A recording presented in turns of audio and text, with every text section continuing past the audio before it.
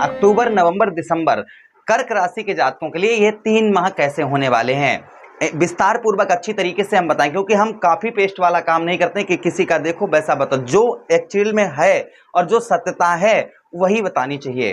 तो यहाँ पर अच्छा और बुरा क्या होने वाला है, क्या सावधानी आपको बरतनी होगी इन 3 महीनों में, इस बात की हम विशेष पूर्वक अच्छी तरीके से चर्चा इस प्रोग्राम में करेंगे। नमस्कार, मैं ज्योतिष आचार्य शिवराज शास्त्री आप लोगों का हार्दिक स्वागत कर रहा हूँ। ये प्रोग्राम आपके लगन पर, आपकी चंद्र राशि अर्थात मून साइंस पर आधारित है। अगर आप अपनी कुंडली पर परामर्श विश्लेषण करवाना चाहते हैं तो हमारे दिए गए नंबर पर आप संपर्क कर सकते हैं और अपनी कुंडली का परामर्श विश्लेषण विस्तार पूर्वक अच्छी तरीके से करवा सकते हैं। यहाँ पर हमने कुल ग्रह जो लिए हुए हैं, वह ग्रह लिए हुए हैं यहाँ पर 5 ग्रह, ठीक है। राहु के बाद केतु, केतु के बाद शनि और मंगल और देवगुरु बृहस्पति, ठीक है। तो देखिए, अगर इन ग्रहों में सबसे अच्छी हम बात करें तो सबसे अच्छी स्थिति देवगुरु बृहस्पति की है। आगे आने वाले महीने अर्थात आपके अक्टूबर, नवंबर, दिसंबर कुछ ऐसे कार्य आपके सफल होने वाले हैं जो काफी दिनों से आप प्रयत्न प्रयास कर रहे थे, वह कार्य आपके पूर्ण नहीं हो पा रहे थे।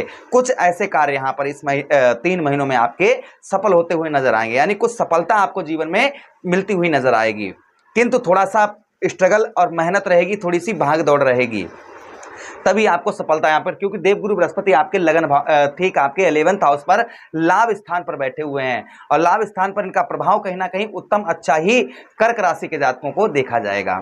अच्छा, उसी के साथ ही साथ में यहाँ पर आपके धन में भी वृद्धि होगी, धन में वृद्धि होगी, किंतु यहाँ पर खर्च भी थोड़ा सा बढ़ता हुआ नजर आएगा। ये आपके लिए पॉजिटिव रिजल्ट रहेंगे।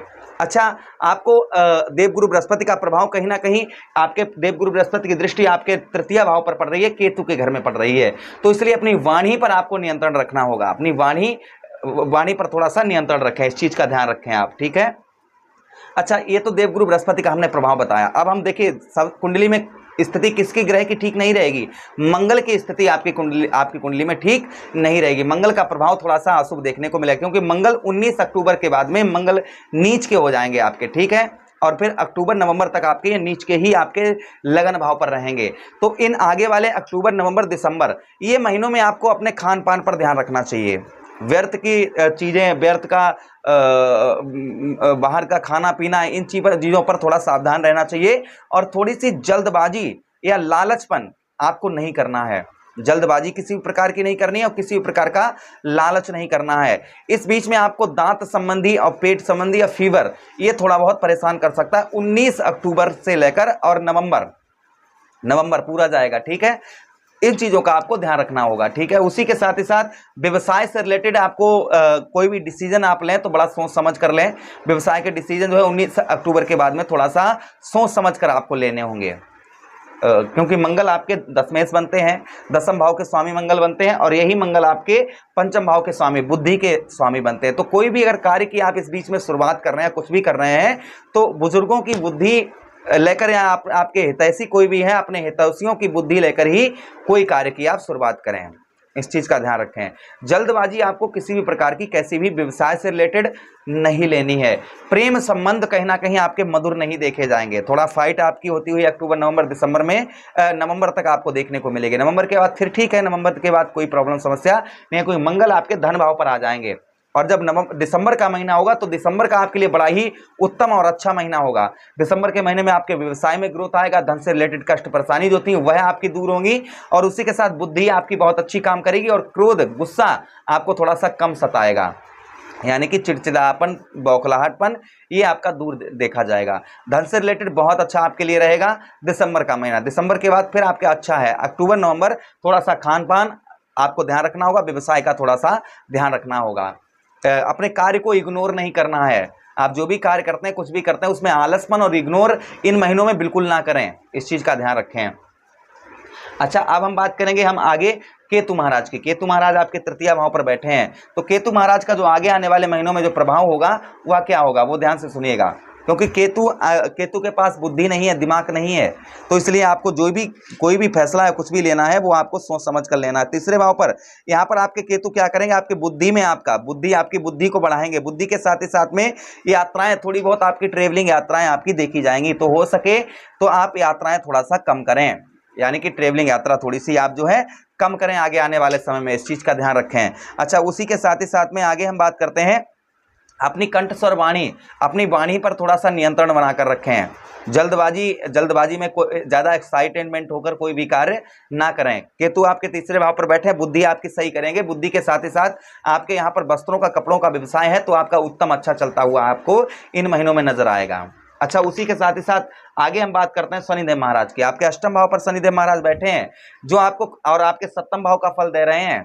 यानी कि इन 3 महीनों में जो आगे आने वाले 3 महीने हैं, अक्टूबर, नवंबर, दिसंबर, पत्नी से संबंध मधुर थोड़े से कम रहेंगे। इसलिए पत्नी से छोटी छोटी बातों पर इग्नोर करते रहें। छोटी छोटी बातों पर किसी भी लड़ाई झगड़ा या कुछ भी आप जो है ना करें। पत्नी के साथ संबंध जो है वह मधुर बना कर रखें और थोड़ा सा पत्नी के हेल्थ का भी ध्यान रखें। उनकी थोड़ा अगर छोटी सी कोई बीमारी है तो उसका आप ध्यान रखें आप, ठीक है। इस चीज़ का ध्यान रखें कि इग्नोर ना करें, छोटी छोटी बीमारियों को इग्नोर ना करें। फिलहाल में ऐसा कुछ नहीं है कि बड़ी बीमारी कुछ ऐसा कुछ नहीं दिख रहा है, किंतु आपको थोड़ा सा इस चीज़ का ध्यान रखना होगा। अच्छा, शनि अष्टम भाव पर हैं तो आपके जो आपको शत्रुओं का भय, डिप्रेशन, मानसिक तनाव, ये चीज़ें चल रही थी, ये आपकी कम होती हुई नजर आएंगी। यानी कि मानसिक तनाव, डिप्रेशन, कार्यों में रुकावट, ये चीज़ें आपकी कम होती हुई नजर आएंगी। अच्छा, उसी के साथ विदेश से आपको, जो लोग विदेश से ज्वाइंटेड हैं या कोई फैमिली में आपके विदेश से ज्वाइंटेड है तो उनके लिए उत्तम अच्छा समय रहेगा। विदेश से आपको अच्छी उत्तम खबर आपको जो है वह प्राप्त हो सकती है। विदेश से अच्छा आपको अनुभव प्राप्त होगा। कार्यों में रुकावट जो हो रही थी वह रुकावट नहीं होगी, कुछ कार्य आपके सफल होते हुए भी इन महीनों में नजर आएंगे। अच्छा, उसी के साथ ही साथ में आगे हम बात करते हैं अष्टम भाव पर शनिदेव महाराज का प्रभाव, जो आपको गुप्त रोग या गुप्त रोग के साथ ही साथ में यहाँ पर जो है आपके कोई दुर्घटना हो गई जिसमें आपको शारीरिक कष्ट परेशानी का सामना करना पड़ रहा है, वह आपकी कम होती हुई नजर आएगी, ठीक है। उसी के साथ ही साथ आगे हम बात करते हैं किसकी, राहु महाराज की। आपके 9th हाउस भाग्य स्थान पर बैठे हुए हैं। तो आगे सबसे पहले देखिए, हमेशा ही हम बताते हैं कि जब अपने आप ग्रह हमें तभी फल अच्छा देते हैं जब अपने आप कुछ हम चेंजेस करते हैं। तो देखिए, आपके 9वें भाव पर यहाँ पर बैठे हैं तो बुद्धि यहाँ पर आपकी बुद्धि को बढ़ाएंगे। आपके भाग्य में भी यहाँ पर राहु महाराज वृद्धि करेंगे, आपके भाग्य को भी राहु महाराज यहाँ पर आपके बढ़ाएंगे। अच्छा, उसी के साथ ही साथ में यहाँ पर आपको धन से रिलेटेड और परिवार में छोटी छोटी बातों को इग्नोर करना रहेगा। परिवार में विवाद या झगड़े का माहौल थोड़ा सा बनता हुआ नजर आएगा, इसलिए आपको उस चीज़ों को इग्नोर करना है।